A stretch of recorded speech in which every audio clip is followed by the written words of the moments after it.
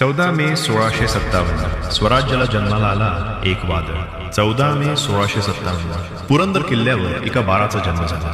पण कुणालाच माहिती नव्हतं हेच बाळ पुढे औरंगजेबाच्या संपूर्ण साम्राज्याला हादरवणार आहे. रात्र शांत होती. पुरंदर किल्ल्यावर मशाली पेटल्या होत्या आणि राजमाता सईबाईंच्या कुशीत जन्म झाला छत्रपती संभाजी महाराज यांचा. पण नियतीनं त्यांना लहानपणापासूनच कठीण आयुष्य दिलं. अजून 2 वर्षाचेही झाले नव्हते आणि आईचं छत्र हरपलं. आईच्या मायेविना वाढलेलं ते बालपण, पण डोळ्यात मात्र जिद्द होती. स्वराज्यासाठी पेटलेली आग होती. छत्रपती शिवाजी महाराज स्वतः त्यांना युद्धकला, राजकारण आणि शास्त्रांचं ज्ञान देत होते. संभाजी महाराज फक्त तलवारीनंच ताकदवान नव्हते, तर बुद्धीनंही प्रखर होते. लहान वयातच त्यांनी संस्कृत, फारसी आणि अनेक भाषांवर प्रभुत्व मिळवलं. पण पुढचा प्रसंग आणखी कठीण होता. वयाच्या अवघ्या 9व्या वर्षी त्यांना मुघल दरबारात जावं लागलं. शत्रूंच्या गर्दीत उभा असलेला तो छोटासा मराठा राजकुमार, पण चेहऱ्यावर भीती नव्हती, कारण रक्तातच स्वराज्य वाहत होतं. आणि पुढे याच संभाजी महाराजांनी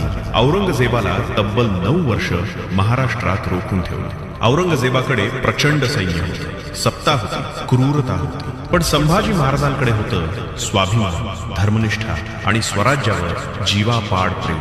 मृत्यू समोर उभा असतानाही त्यांनी आपल्या स्वाभिमानाशी आणि स्वराज्याशी कधीच तडजोड केली नाही. शरीरावर अमानुष अत्याचार झाले, पण त्यांचा आत्मा कधीच झुकला नाही.